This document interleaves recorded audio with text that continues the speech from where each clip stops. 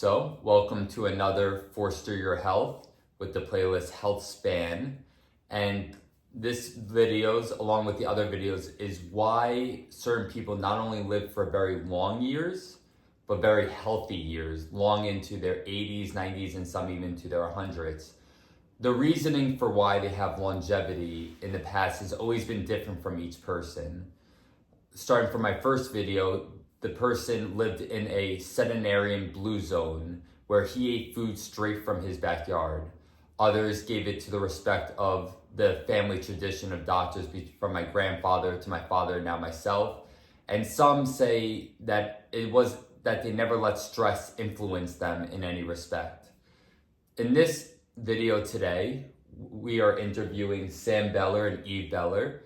And what's unique about them is a lot of the other ones who live long lives didn't get to live that long life with their significant other. But here's a beautiful opportunity where this marriage has lived in a long life. So in the beginning, what I first want to ask you guys is, one, you're going to give a slight introduction for each of you. Two, how old each of you are. And then three is how long you guys been married for. So we'll start off with you Eve first, because women's first. Okay. I am going to be 90 in January, and I don't let him forget it because he's 4 months older than me. We met when we were 19 years old, and we had married 68 years. 68, wow. We met at a summer camp. We were both counselors. And it was a summer romance that lasted. I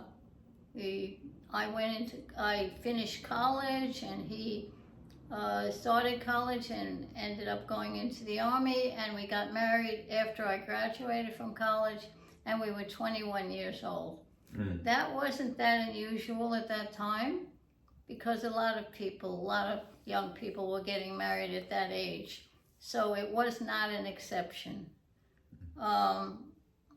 We've lived, we've grown, we've matured, we've had a long lifetime, we have children, and what else? Yeah, so one thing, Sam, before I go into that, because there's a few things I want to hit upon. Sam, how old are you? You said 4 months older, right? So you're also 90, so. I just became 90 a month ago, actually, a month ago today. Congratulations, that's beautiful. And Eve alluded to that you were in the Army at one point.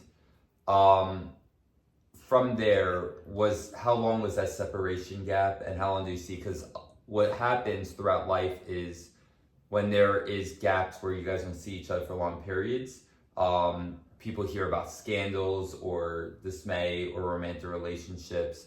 What about you guys made yourselves unique in that over 68 years you were able to keep a fresh and beautiful relationship? Well, I look at it that I have been married 1 year, 68 times. I love it. Because it's different every year, and your life changes. We have 37 and a half children. We are 37 and a half children? Yes. We have 3 sons. Okay. 3 fantastic daughters-in-law. 12 grandchildren. 6 of whom are married. So we have 18 more. Wow. And then we have 13 and great-grandchildren and 1 on the way. On the way. Would that make it 4 generations? Yes. Wow, 4 generations. So to bring it back to longevity and health span, correct me if I'm wrong, do you think the reason why you both are 90 years old is because of these relationships? Well, or do you think it's for a different reason? I think part of it is the relationship. Part of it is understanding one another. Part of it is trying to build a life for ourselves and our children. And part of it, I think, is genetic. My mother died at 95. Okay. My father died in his early 80s, but that's because he smoked like a chimney and like 4 packs of Camels a day. Under normal circumstances, he should have been dead at 35, but he lived to 81. Your kids are lucky. What about you, Eve? Do you think it's mainly relationships, or you think it was a genetic component that Sam was I think it's luck. You think it's luck because my father died at just going to be 65. He died very suddenly. My mother lived till 83, but it was a different time and people didn't watch their diets. My father was a doctor also, but I just think it's a combination of luck and genes. I don't think it's the relationship. It doesn't do any harm to have a good relationship, but I don't know if people have good relationships and they still die. Sure, that is true. So I just think it's a combination of a lot of unknowns, and we're lucky that we're here. I like that. That's beautiful to hear. The reason why I brought it up is twofold. One is, I don't know if you guys ever heard of broken heart syndrome. Yes, I did. Right? So when you lose someone, a piece of your heart. My mother had it. Okay, there you go. And the other thing is living not for yourself, but living for others. Living for each other, living for the children and great-grandchildren, great-great-grandchildren, and being there for them. So that's the reason why I brought it up, that keeps you going every single day. But it sounds like, although that might play a role, there's so many different variables to consider that would play that respect. Right. So one thing I am aware of is that both of you didn't retire. No, I'm working full time. I retired because I was a genetic counselor, and then when COVID came, I was at the end. I was working part time, but then everything stopped, and then I left because he couldn't go into a hospital anyway, and it was a good time to leave. Yeah, I retired. So Sim, you're 90 years old. Yeah. And you said you're working full time. Yes. With no hesitation. Clearly, just to give a little bit of a background, you are a financial advisor. Yes. And you have also, note to self, has been a great mentor towards my brother. So I'm forever thankful for that. But at this point in your life, most people get very excited to turn 65 to retire. And that's a fiction. That's a fiction, yes. And you prove to be otherwise. And you don't have to work anymore financially. That's right. So please, I want to provide you the platform of, one, why are you still working full time? And how do you think that might be playing a role in longevity, if at all? First, let me give you that 65. The reason it's 65 is because Otto von Bismarck was in the midst of a war and didn't have any more money. So he created Social Security and got Hans and Fritz, who were 60 years old, when the average life expectancy was 45, to get people to put money into a program, and used 65 as the age. And for some strange reason, for 150 years, it's been that way. I didn't know about that. That's very interesting. And he was able to fight his war against whomever he was fighting the war against that week. Anyway, But the second part of your question is I love what I do. I love the people I do it with. I love to help people. That's been what I've wanted to do, all the time. And as you know, we had a joint 90th birthday party a couple months ago. And during that, one of my grandsons gave a talk about us.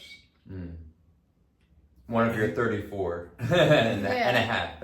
And he went ahead, and in the middle of the thing, he took a box out and said it had a Picture.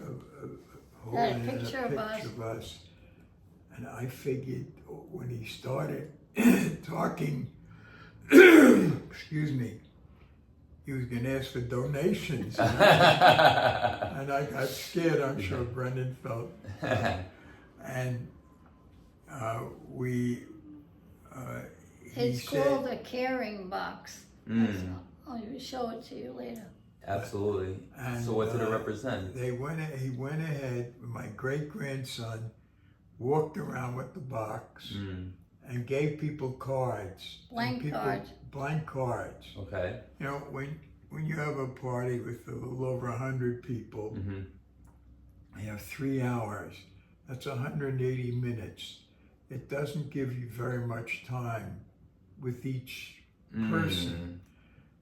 So I didn't want anybody to feel slighted. And when my grandson did this, I said, this is brilliant, because now everybody becomes part of it. They all were given the chance to fill out a card about how they connect with us. And I tell you, we read them and it's beautiful, just beautiful. That is special. I'm going to steal that idea from your son. I think that's wonderful. It actually seems like something similar around relationships that I heard recently. And there's a couple, and whenever they go to a restaurant, they bring a wooden box with them. So they go to the restaurant, they have the wooden box, and they put it on the table. They open up the wooden box, they both take their phones, and they put it inside the wooden box, and they close it. Smart. And now they have their undivided attention for that hour and a half of the dinner to be with one another.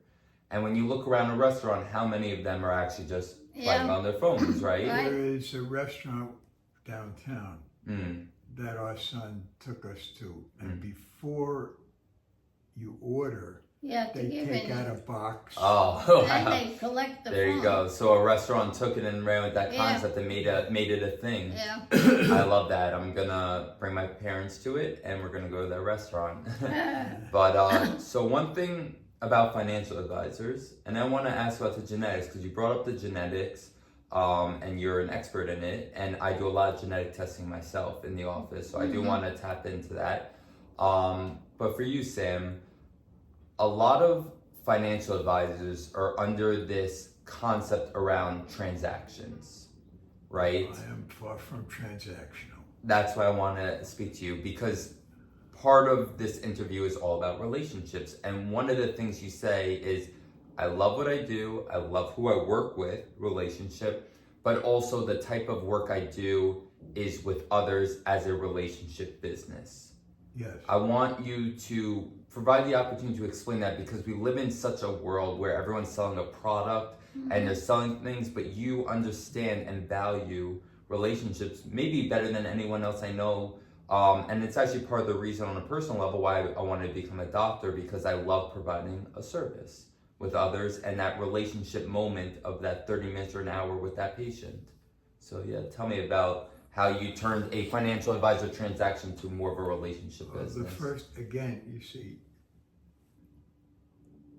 I don't look at anything as a transaction.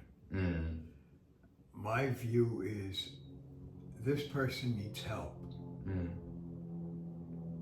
My area is finance. So I look to help them in the financial arena. However, everything in our society revolves around finance. if you don't have enough money, you can't buy the things you want.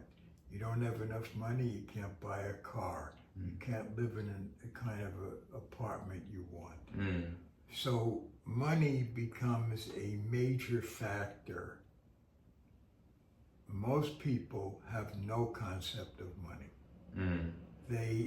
I wouldn't say most, a lot of people, because they think of money as an end, when money is not an end. Money is a vehicle through which you can get the things that you want. So unless you have the income, unless you've built a nest egg for yourself, Yes. retiring, buying a car, buying an apartment, you have to build those things for yourself. And if you view everything as a transaction, for example, an apartment, Sure. there are only 3 times that the value of an apartment matters: when you buy it, when you sell it, and when you die. So you're saying when it's a transaction, it's a means to an end, but when it's a relationship, it's something that develops and grows. Yes, and and it's more. I get involved in things that are external to finance. Like? I have people that have issues with their children. How do they solve those issues? And I can't tell people how to live. Sure. I can't tell them how to live. I can't tell them how to spend their money. I can create an environment, but unless they buy in, it serves no purpose. And I look to build relationships with people. I want to understand, why are they doing what they're doing? What is the genesis of their thinking?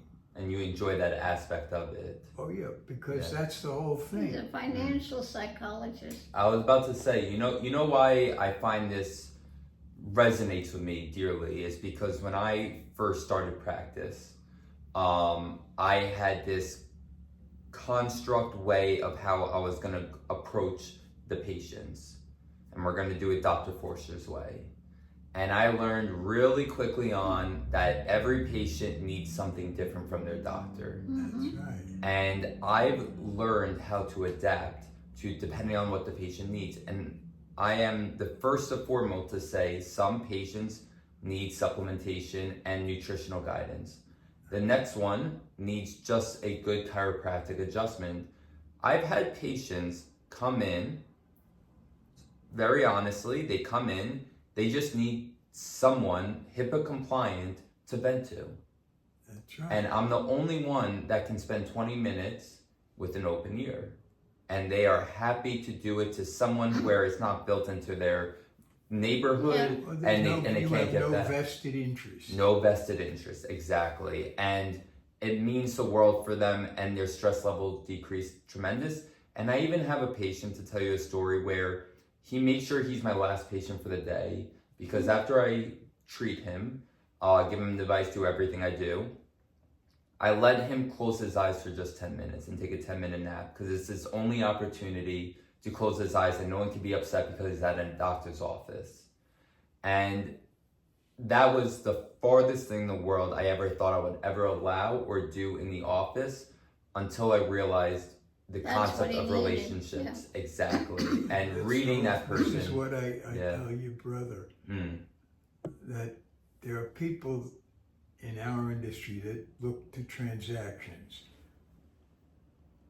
I don't feel that I'm selling a product. The only product that I'm selling is me.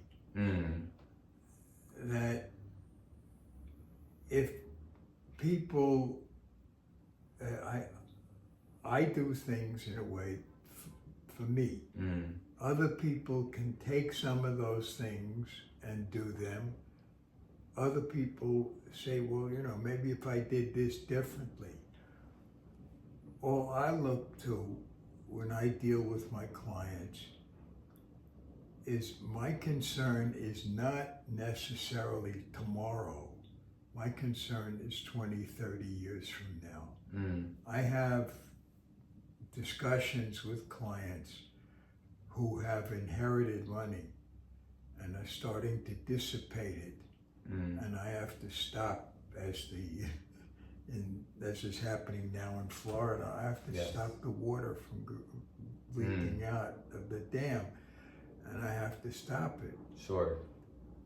And the thing is, I can't. It's their money. They can do what they want. But I want them to have the realization of what they're doing. Exactly. I don't want it to be that, why didn't you tell me? Even though it's, quote, their fault, I don't believe in fault. I said, because that's negative and you can't go back and fix it. Yes, it's kind of like you're not there to be a dictator in this world. You're there to bring awareness.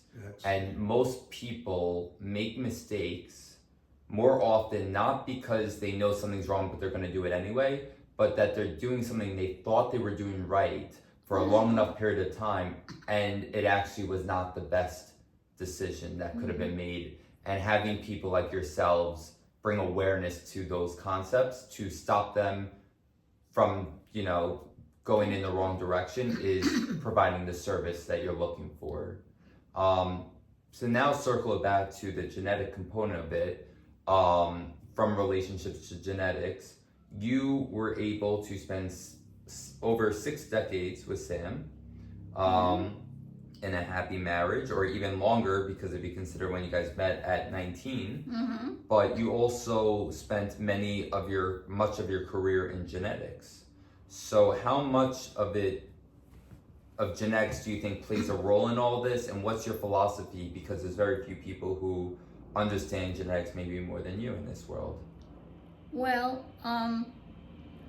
I only went into genetics because I really wanted to be a doctor. My father was a doctor, but I was not guided in that direction at all because I was a female. Yes. And actually they wanted my brother to be a doctor, and he became a rabbi. Okay, there you go. Yeah. So I went into genetics simply because it was a place where I could work in the medical field, that I would be accepted and I could rise up, and yet I would work with doctors and patients. So that was my reason for going into genetics. I'm not really into the mode where I consider the genetics of us. I was working in the disease part of genetics. People that had family histories of genetic abnormalities, people that were approaching pregnancy and worried about their child. So that was the part of genetics that I focused on. So of that aspect, if you can make up a percentage, but your makeup percentage is better than most people, how much do genes play a role in someone's longevity? And the reason why I ask that is because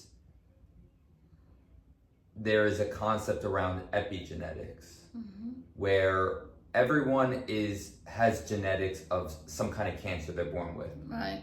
And everyone has genetics where there's some areas called SNPs, right? Single nucleotide polymorphism, that make them vulnerable to some issues, but also very resilient to others. Right. So because no one's born perfect and we all have areas of strengths and weaknesses, there's somewhat of a level playing field in that concept. So how much of this long life do you think is purely genetics and there's nothing you can do about it? I'd say maybe, like for example, we have different genetic components, each of us. Yet we're basically the same age with different medical histories and different environments and stuff. Exactly. I'd say about 25% is genetics. and that you can't do anything about, you know. Whether you're going to have heart disease, whether you're going to develop breast cancer, you know, all these can be familial, and other things that just happen to your body. So I think there is a genetic component, but not as high as you may think. Sure. So, not to put you on the spot, and we're gonna do this as we go. If you can put, figuratively speaking, percentages on it, how would you break up the other 75%? You know, we have to eat 1 to 3 meals a day. Yeah, we have diet, we have environment, we have psychological stress, and climate. All those factors enter into it. And would you be able to give percentages to it? Like, could you say 25% is also food, or would you say 50% is food? No, I don't think. I think food is lower than you think, because I know our diet. I know one of my sons is a total vegetarian. The other is this, that, and the other thing. And look, we're not like, we have to eat this. We eat whatever we eat. And look, we're going to be 90 years old. Beautiful. Meanwhile, the son doesn't eat this, he doesn't eat that, he doesn't eat that. And, you know, who knows what influence that has on your body. So do you think diet is almost maybe even a bad thing at this point, because it's becoming so psychological, where it's almost too constrictive, and we should open up more to whatever we feel like, or should we be on the other side? I think that's a personal decision that people make because they want to live long and they think they're doing the right thing. And who gives the answer? I don't know what the answer is. We try to eat healthy, but we also like desserts, and we like, you know, things that may not be healthy. So I think a lot of food is healthy. It's No, just not all what food you is. do to it. For example, if you leave something out for 5 or 6 days and it becomes rancid, that's not going to help your body. Sure. Rather, but I if don't you know. ate the same Food is a thing, controversial issue, I think, for everybody. yeah. Because you want to eat properly, you want to be healthy, you want to live long, but whether that's an influence, I don't know. Yeah, it is very interesting in that component. And the reason why I mention it is when I first started this career, I thought everything had to do with nutrition. Yeah. Kind of the idea of what you put in your body is what you're going to get out. Yeah. Right? And I do realize as I developed, you alluded to much of it, Eve, the environment. Right. Your psychological stress, having a purpose in this life, having beautiful relationships. And one of the things I know Sam does is there's studies that's checked of all the different sports and movements, which people live the longest based off the sport. And it turns out that racket sports, specifically tennis players, live the longest lives. And they calculated that people who play tennis live 7 years longer than any other sport. Wow. So because of that, I know, Sam, you play tennis. Yeah. Not anymore, but he did. Well, You did. Not the less. I've had some issues with my No, back. it gets to Sure. a certain point where you can't continue, but he was a tennis player. You were an avid tennis player. Yeah. Is there any other, because one thing we didn't mention was exercise and movement.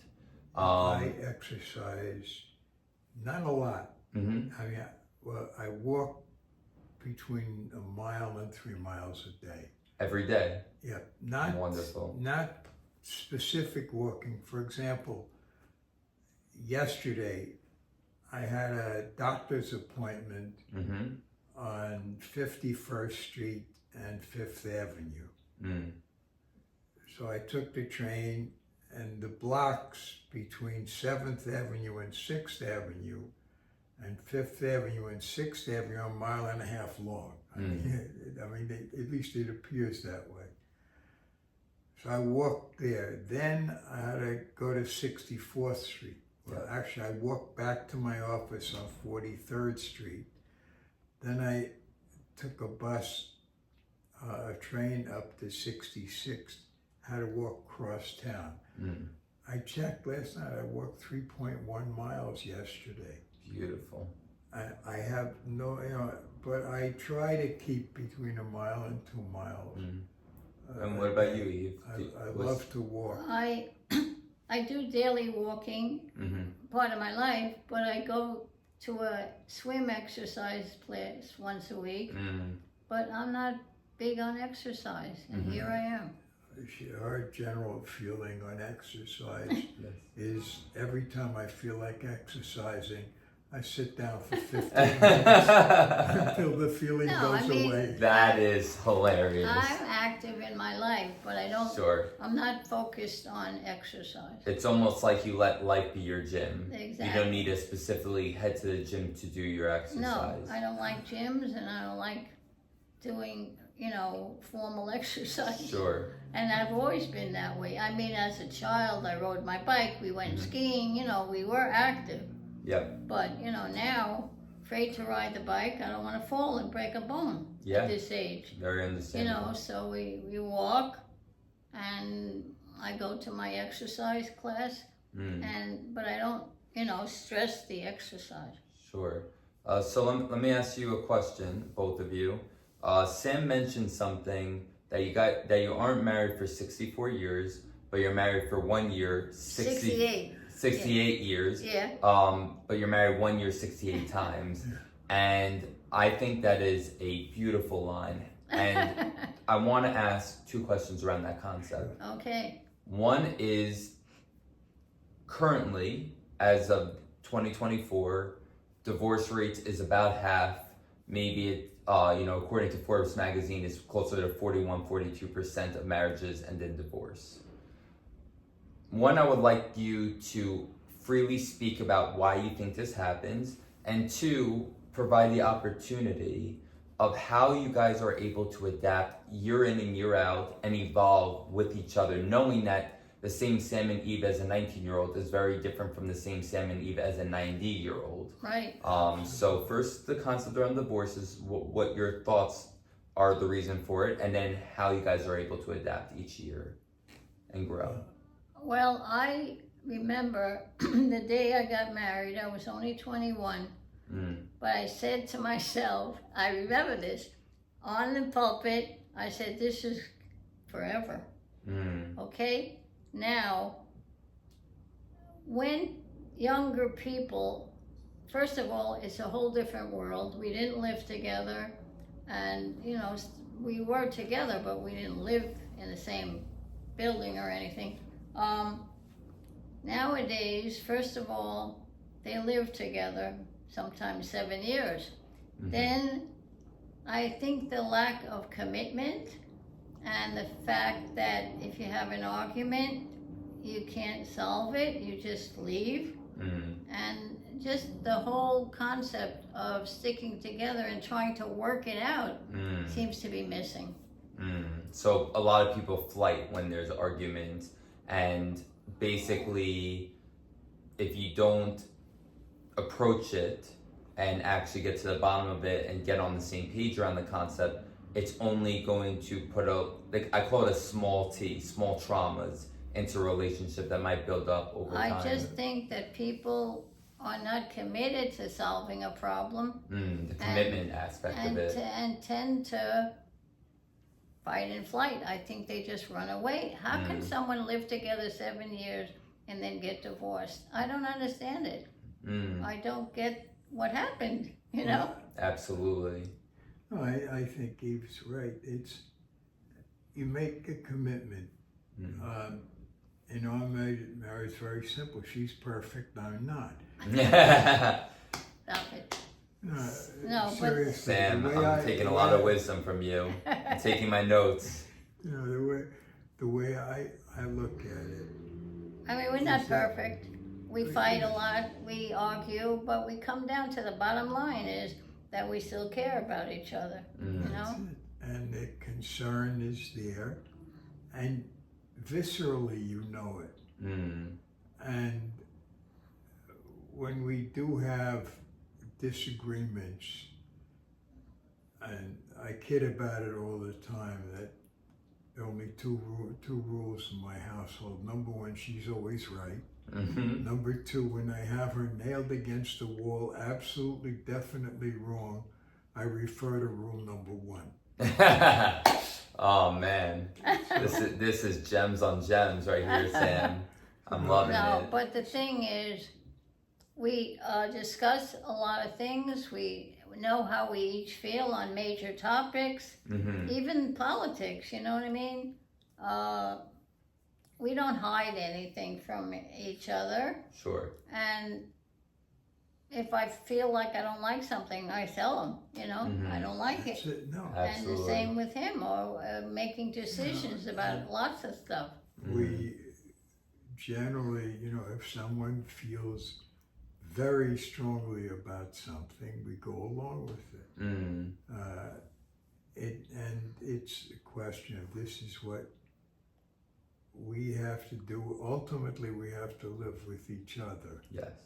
As you said, we're not the same now at 90 as we were at 19. Mm. The philosophy was different. But the core is still there, you know, the Yeah. core beliefs. The basic Even feeling. on certain things like racism and religion and all. Mm-hmm. You start out with that, you may change your direction, but you know, certain basic things remain. Philosophies. You Yeah. guys We share have- similar we have philosophies from the three- beginning. Yeah. We have 3 sons that were born They're on born on different. different planets. Mm. Our And we eldest son is a Hasidic rabbi, currently graduated college, became a Hasid, worked as a teacher when he was 57, 58 years old. Mm. He decided he wanted to be a counselor, so he went to school and now has a master's degree in counseling. Beautiful. And is building an unbelievable practice. Wow. Because people he need has help, something- everyone needs help. Exactly. Everyone needs each other. Yeah. Right. And he is very religious. Mm. Our middle one waffles. Sometimes he hates religion, sometimes it's the thing to do. And his wife decided at the age of 62, to become a rabbi. Mm. So But they both worked in finance their whole lives. yeah, So this is almost They like were- a he was a second-winded partner. Yeah. career. he was a partner at Goldman Sachs. She was a manager at Goldman Sachs. They, quote, retired from Goldman Sachs when Sure. they were 39. And he's been in one phase or another of financial activity. They're both working. And You they're know. both working. They're both hard workers and both extremely smart. Mm. She has more of a religious bent than he does, but he has now become a vegetarian Mm. in the last year. So this and a is half. speaking on the evolving part of it, Yeah. that things are always changing. And the two of them, like, they just spent a few days in a cabin Mm. in the woods In Alaska. in Alaska. Mm. They do everything. Wow. They're athletic, they're smart, My Whatever. middle son skis 100 days a year minimum. Yeah, so basically, of all the offsprings, well, and we Each- didn't get to the youngest. He's Tell a me. drummer so you have for a famous band. Wow. They So might be giants. The youngest Mm. is the Drummer. drummer for They Might Be Giants. He's now in Wow. Australia. They're He- touring. That is Right. unbelievable. He writes music, and he writes music for TV shows. Mm. He just did a 9-part series on, which was it? I don't know, Let's one of see, the channels. One of the major channels. And he writes music for dance. Anyway, so they're totally born on different planets. That's why we say So they're like this. Let me ask you a question on that. You have your children, your grandchildren, your great-grandchildren. There's relationships in business. There's a relationship with your significant other. There's a relationship with your children. There's a relationship with grandchildren, great-grandchildren, and then there's 30 plus. So in a way, you do have a full-time job. And how are you able to provide the same amount of love, attention, and focus with each of these relationships, especially you, Sam, too, because you're saying you also have a full-time job. So how relationships are so difficult because it takes so much work and effort if you care. But it gets to a point, according to Malcolm Gladwell, who's an amazing author, tipping point, there you go, where it hits a certain number, kind of like a cult, where you can't provide the same amount to each person. So how... If I had 150, what we have... Yeah, so tell me how you guys pull it off. I'll tell you a very quick story. I'm a big storyteller. Brennan will tell you that. My eldest son's Rebbe, we were at an engagement party, and I was talking to his wife, and I said, "How many grandchildren do you have?" So she said, 160. Oh man. I said, 160? How do you know all their names? She says, it's easy. The boys are Bubble and the girls are Bubble. But you asked the question about us. We have decided that we want a relationship with each of them independently. Independent, not as a group setting, but as your own individual. Independently. Because they're so different.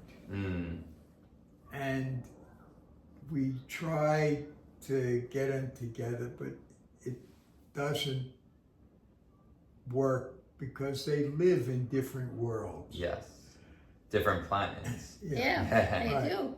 And so what we have done specifically is really tried to create relationships and build relationships with each of them. Same thing when it comes to the grandchildren. We have, our eldest has 7 children. We try to build a relationship with those 7 children. Now, clearly, he is the one that is the most stressed in an economic way. I mean, he has 7 kids, he's a teacher. Sure. So, Yeah, I mean, there's a joke that each children cost $1 million each, so. And it's a... So you have to help the one that needs it, and you have to still care for the one that doesn't need it, not make them feel, well, this... Favoritism going on, And you have to try to deal with their needs when they come up, and also their different personalities. It's very challenging, but it's also very gratifying when on a Sunday our grandchildren or great-grandchildren call up and say they want to come over. We think that's wonderful. That probably means the world to you guys. Yeah, because they don't have to come, Time is they valuable. travel from Staten Island to here. Yeah. And then, even our son, who's the banker or money person, calls us almost every day, and we go there, and we try to see everybody and not favor one over the other. Even though they don't care about each other as much as we care about each one. I was going to ask that, and you kind of beat me to the punch.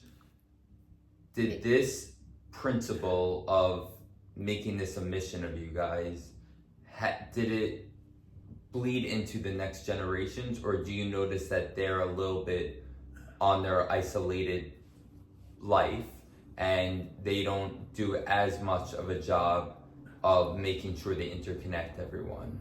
Well, they can't because they haven't connected as children, a lot of them. Because of the Orthodox and the our youngest son doesn't believe in anything. He's Jewish, doesn't believe in anything. We had our 90th birthday party. It was the first time that these cousins saw each other. Wow, really? Yeah. Met one another. Wow. Well, you can imagine the Orthodox, very Orthodox, dressed for here. We have a granddaughter that has a tattoo. And not one of the Orthodox. No, I know. No. Of course. Yeah. So they met for the first time since they were kids. Wow. Now I have no idea. I wasn't in on any of the we sat them all at the same table. Yes. Who knows what happened? But sure. Well, I think whatever conversations were expressed on that, there's a weird joke that the most beautiful things like weddings and birthdays brings everyone together, and also the worst of times like funerals bring everyone together. But there's something about everyone coming together, right? But it's rare in our family because of first of all, the logistics, second of all, the religion. And religion, to me, breaks it all up. One couple living in Alaska. We have another couple living in Los Angeles. Yes. We have 3 or 4 now living in Israel.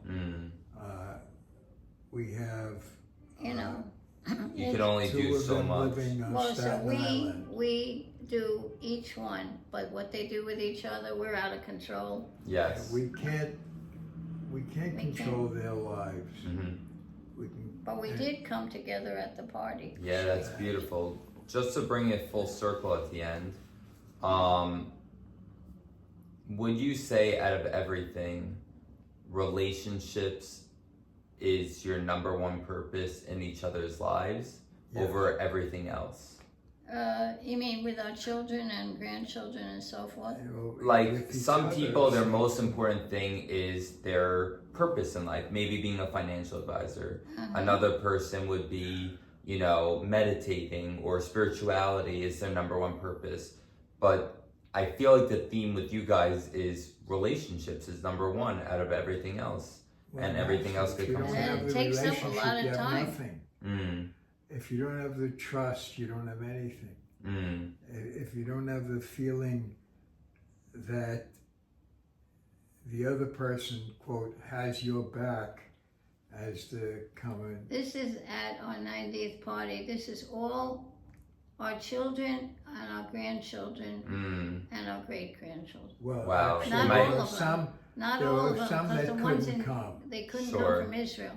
So just for the camera's purpose, what Eve is doing is at the 90th birthday, she's showing on the top row all the parents and the grandparents, and on the second row, the children, and on the third row, the great-grandchildren, and it's like this stack from oldest to youngest, and also obviously that goes along with the height, the tallest to shortest. And there's about how many people in that photo? It's 38. 30. So who needs friends when you got family, right? About 30 because the ones from Israel. 8 of them couldn't come. Sure. So 30, yeah. Wow. So just to bring this video to a close, as it's circling down, you have this opportunity when you guys are here together. You're both 90 years old, 68 years of marriage. You met at 19 years old. You have 34 children, in a sense. No, 30, 37. 37 and a half. Yeah. We view every time one of our grandchildren gets married, Yes. we take that person as part of the family. I completely agree. They're marrying into the family. Right. So let him finish. Well, I just wanted to provide each of you a moment because, for all we know, this might go viral and there's a million people that view it. And because they're looking at you guys as the epitome of living a fulfilled life. And you guys should be very proud of each other and for yourselves that you got to accomplish the health, the wealth, and the love that everyone is kind of seeking for in this life. So I want to provide each of you guys just a moment and to just anything that comes to mind to finish this off. If you can share with the world that could maybe impact a life, you know, I want to present that opportunity because a little bit of it has to do with a legacy and leaving behind a message that's very important. Even though you guys are going to live for another 100 years, don't get me wrong, but this is an opportunity where videos like this last forever. And for people to see this is very special. So Eve, I just want to give you a moment. If there's anything you want to tell the world, what would that be? I think it's a very hard world. There's so many problems and so many bad things that are happening in our lifetime, and they're happening so fast that you have to try to get the enjoyment you can. And number one place to get it is from your family. Even though it's complicated and tricky, it pays off in the end if you work on the relationships. That's beautiful. Thank you. And how about you, Sam? Well, I think one of the major things that I look at, and I always look at, is building relationships with people and doing it honestly. Someone once said to me, what are the things in your life? First, it's integrity. If you have no integrity, forget it. You can't live your life because you're always looking behind you who's going to stab you in the back. I don't have time for that. Me neither. No, I look to try and see the best in people. When I was young, in my 20s or so, I had a very quick tongue. Somebody would say something, I was right ready to cut them to pieces. And then all of a sudden I was at a meeting or something and I heard a speaker say, if every time you say something, just say something nice, it'll change your world. And for the last 60 or so years, that's what I do. Someone calls up on the telephone. Their name is Cal. What a beautiful name. Well, now you're going to make me blush on camera. No, all you have to say is that it changes the tenor of the conversation. I deal with a lot of people who hate what they're doing, but they have to do it because they have to live. Sure. And dealing with people in the financial arena, in the companies and stuff like that, they have dominion over you because they can do. If they say no, it's no. And so you want to create the relationship with them. And just saying that adds a dimension. So I believe in saying nice things to people. And if you do that, if you sincerely do it, Yeah, you can't just do it. Yeah. and I Has to think be you can't just meaningful. do it, has to be Authentic sincere. and you have to be sincere. Yeah. I'll leave you both with this. I'm not recalling the exact person. It might have been Rosa Parks. I can't remember exactly who, but Maya Angelou, actually, this is who said it. No one remembers what you say. They remember how they felt. Exactly how they felt about you. And saying the kind words and making sure you find enjoyment in the relationships, no matter what's going on in society and the world, is truly taking it in as knowing that this is an experience, a journey, and although you guys are living 90 years, I'm sure you'll be the first to say how quick those 90 years really went. Oh yeah, I can't believe it. And the one thing, yeah, we are simply a blip in the sands of time. I mean, pimple on an elephant's back. Mm. And the idea is to make the most of what you can without hurting anyone else. Mm. Yes. And if that's what you can do, you know, I feel that you've accomplished. And to Then I provided a mitzvah. That's right. Absolutely. Thank you both from the bottom of my heart for doing this, for It's a taking time pleasure. aside. It's a pleasure to do it. When you're done. This is Forster Your Health, and this was an opportunity to interview Sam Beller and Eve Beller, that married for 68 years, both in their 90s, with a tremendous amount of children and legacy and family. And I think that was the main message of this video, of why you guys are having the longevity with it. And genetics plays a little bit of a role too, 25% apparently. But thank you all.